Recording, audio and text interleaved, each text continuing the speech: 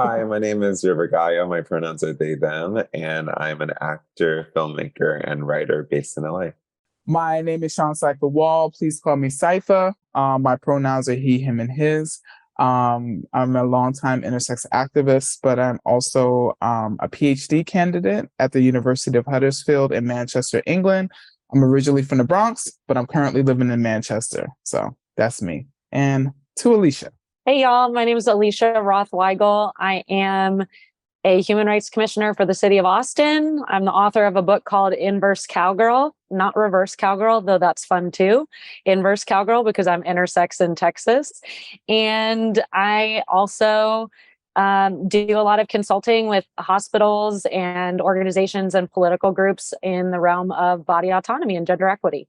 Happy Pride Month. Happy Pride. Yes, happy Pride to you all. And this film is so powerful. I really enjoyed watching it. So congratulations to you all for helping make this come out. And I'm excited for audiences to see it. Can you just give us a little taste on why you were interested in doing this project in particular? What really solidified you to want to join it? Yeah, so we've gotten this down to a science at this point for this question. I was the first one to get involved in the project. So I'll kick it off that Julie reached out to me Lord, honestly, just over 3 years ago now, which seems crazy to think about, but to basically reach out and let me know that she was interested in making this film about the intersex community. And while I had definitely had some initial reservations, I had been supposed to make a different documentary film a few years prior to that I had ended up backing out of because I felt like a narrative was being forced down my throat and it felt very exploitative and just was not how I wanted to share my story. So when I first spoke to Julie, I had some reservations, but besides the fact that she just has so much credibility in the realm of sharing stories on gender equity and political activism, from RBG to Polly Murray to Gabby Giffords. And so having her name would help lend some credibility to this movement that's been around for so many years and just hasn't had a platform as it does now. Beyond that, Julie just felt really, she had a lot of integrity with the way that she approached us. She treated not just our stories, but each of us with a lot of care. We all now lovingly refer to her as Auntie Julie, in addition to being the director of the film. So it's just been a really special process to work with her. And after she initially reached out to me and shared that she didn't just want this to be a single story, the first person that I thought of for her to reach out to was Saifa, given that he's been out and doing this work even a decade longer than I have and is really an OG in the intersex justice movement. So yeah, I passed Julie off to Saifa, and Saifa, you can let them know what happened next. Yeah, I feel like I'm kind of like a grandpa, literally. Yeah, I mean, I think Julie reached out to me and she had talked about her film, and I've, had other media opportunities, some of which were great and others which were not so great. And so, for me, I do this work not because of fame or celebrity. I do this work to achieve justice and liberation. And so I feel like in speaking to her, and, I felt that she had some integrity, which is why I was interested in working with her. And I was the final person to join the Trifecta. I had known Alicia and Saifa through the online intersex community via social media for the last few years.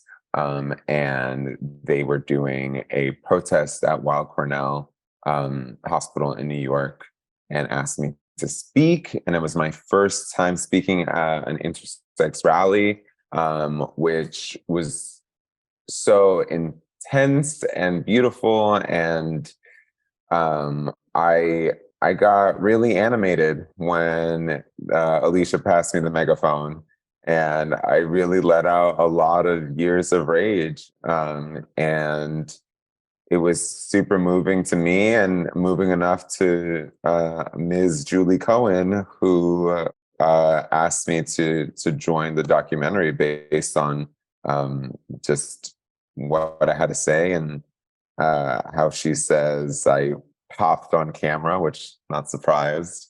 But I was initially like Alicia. I had a lot of reservations. I was pretty scared and nervous to just act as myself and not as a character as I normally do in my acting and filmmaking work, and to release the control of not, having the artistic direction and vision of what Julie had in mind. But yeah, I quickly came to learn while filming with her that she is a person of a fierce and sharp vision as a filmmaker who had our deepest interests in mind and our highest interests in mind, to want to showcase us as powerful humans who were leading a movement of liberation for intersex people and for really all humanity. So I, was psyched to join the three of them, or four of them, and the whole tribe of people that made the movie possible. And I loved reading about how this movie came to fruition. I don't think there could be a better trio. I mean, the stories that you all tell are so different, but go together so well. I mean, it really just unfolds beautifully. And Alicia, I wanted to go back to you and just talk to you for a sec. I mean, Pride Month is really about living authentically, but I know this can mean something different for you all who have had to live these lives that are so different from a lot of people with secrets and all this stuff. So what does living authentically mean to you? The question goes far beyond being intersex, but what I have learned from being intersex is that society has very specific ideas for what any human being should be. And with us, it's what anatomy you're supposed to have. I'm a woman and I was born with a vagina, and so I was not supposed to have testes on the inside. And the part of me that was not supposed to exist was then surgically extracted from me to try to make me not exist. And unfortunately for them, fortunately for me, you can never take that part of my identity from me. I think being intersex is no more of a choice than it is to be gay or to be trans, but it's also a choice that I never would have made differently had I had the opportunity to. I think that humanity is diverse and beautiful, and rather than shaming people for not fitting a specific mold, we should celebrate those people. And so living authentically is just letting go of the shoulds and the supposed tos and just being whoever it is that you are, as weird and wonderful, letting that freak flag fly, whether it's a rainbow flag or whatever flag it might be. Absolutely. And I really enjoyed at the end of the film when everyone's just frolicking, because I really think that shows that just like freedom that we're really trying to drive in with this whole documentary. And River, I wanted to ask you a question. I know that you work in media and you've made moves and just bringing intersex representation to people. And this is another step forward in that with this documentary. So what are your hopes for media representation going forward? I felt so fortunate to have this documentary presented to me while I was in the middle of writing and filming my first feature film, Pony Boy, which is coming out next year. And to have the opportunity to create two films about the intersex experience, both very different, one about my life and our lives as activists and, just people trying to like figure out what it means to be intersex in this world. And also then to create a narrative and fictional movies about, different permutations of that existence. I don't want to be the only person doing this. And there are other intersex artists and filmmakers that also need to be spotlighted. I want the work that I do to inspire other intersex people to follow their dreams in whatever avenues that means. But I think one intersex person's success just means that other intersex people need to be championed and their talents and gifts also need to be nurtured and cultivated, and they need the resource, i.e. the money. Thank you, Alicia. And it's so important. It's so important because we have not had intersex people in mainstream culture before. So my hope is that execs and studios and people in Hollywood, people in the position that have resources and finances, or people in the position that can help intersex people tap into their creativity and their art and support that, can start doing that and can start helping intersex voices become part of popular culture. Because I think until that happens, that's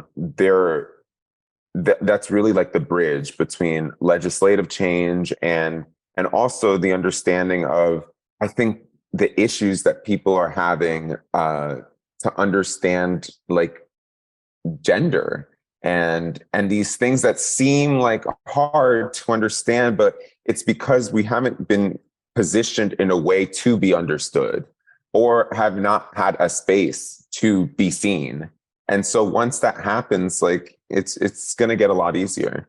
So that's my deepest hope for what this movie and what intersex people represented in media can do. Absolutely. Well, thank you all. Congratulations on the film, and thank you for chatting with me today. I'm Julie Cohen. I'm the director of the film. Been making feature docs for a few years now, and really just excited to make this film about the blossoming intersex rights movement. Tommy Nguyen, the producer. 15 years in television, news, and documentaries. A few years as a print journalist. This is my first feature-length documentary, though.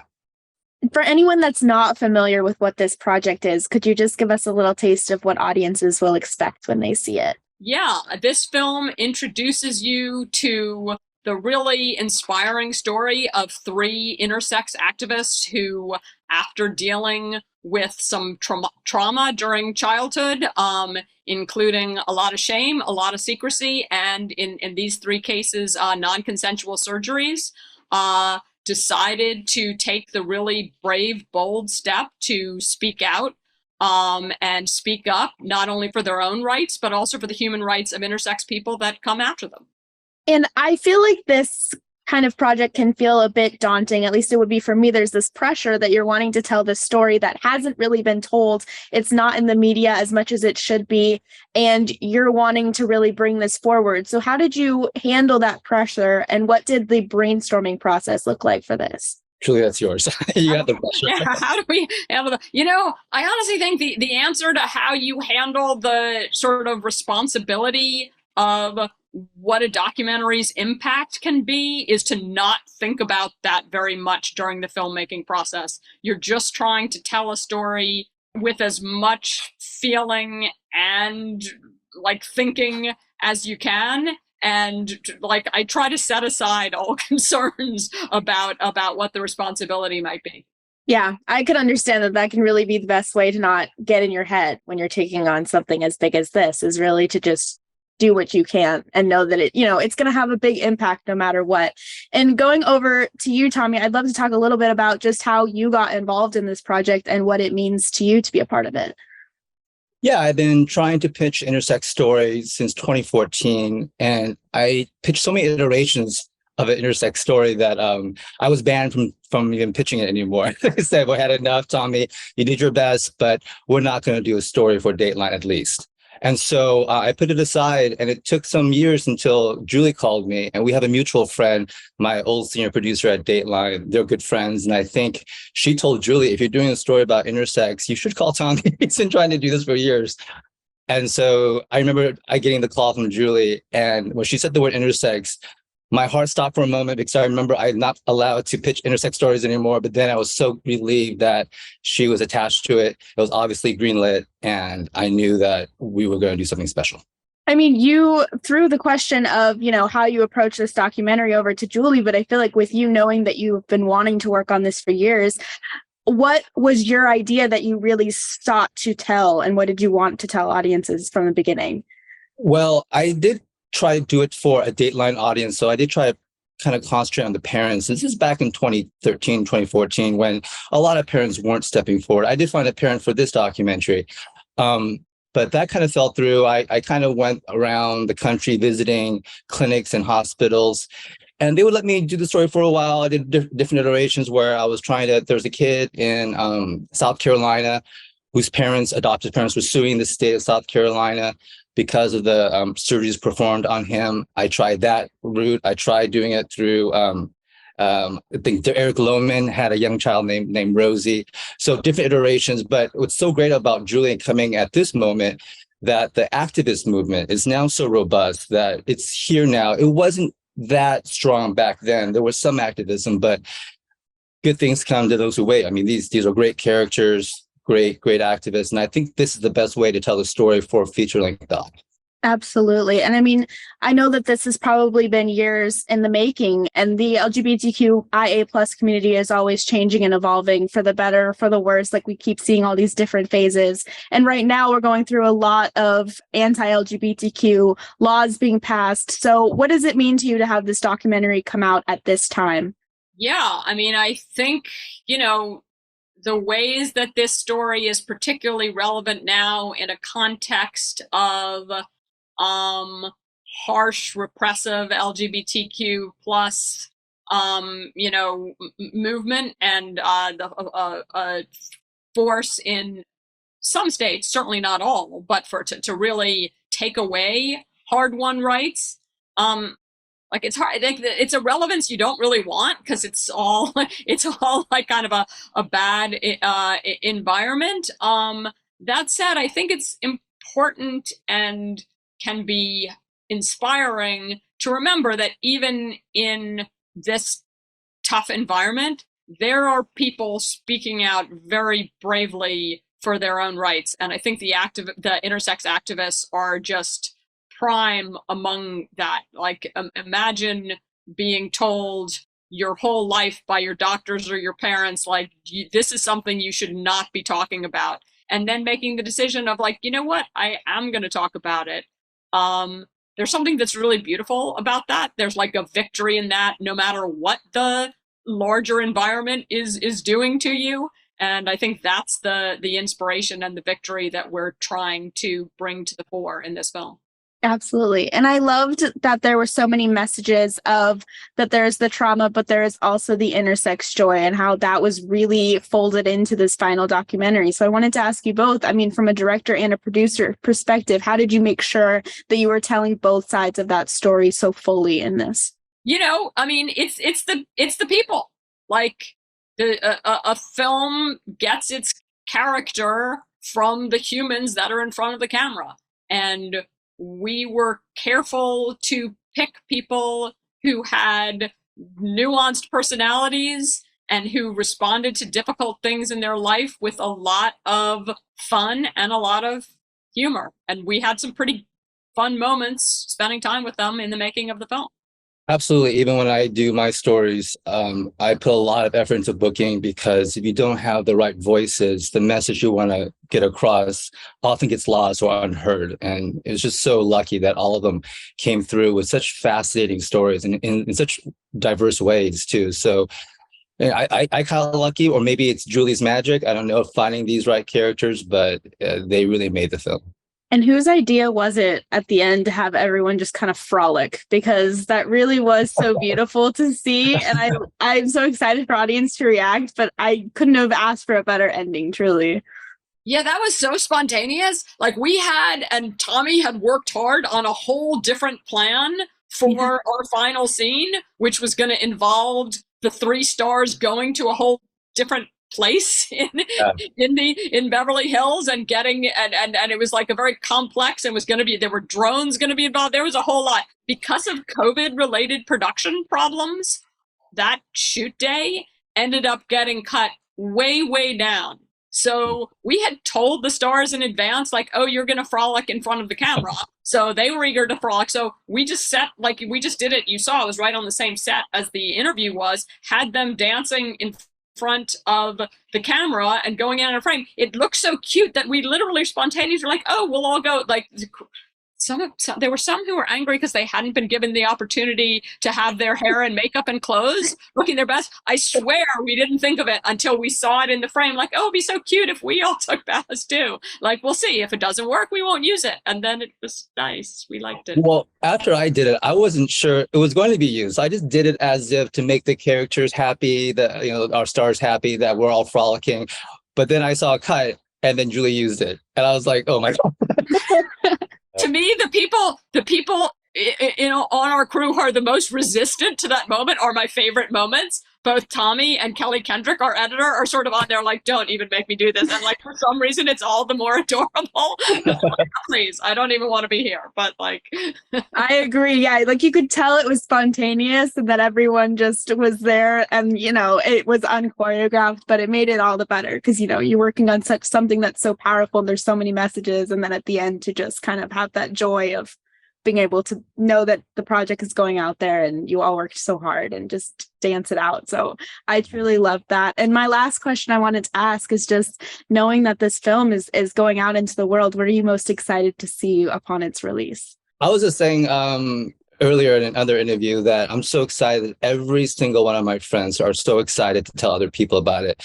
Mostly because now they know about intersex and they want to sound smart about intersex, but also that it's just an interesting story to even to tell. So the more people go to dinner parties or Thanksgivings or, you know, going to the beach talking about it, it's going to it's gonna be like, you know, like wildfire, like the whole topic. So that to me is the most exciting about it, that the movie is so good that you can't keep quiet about it.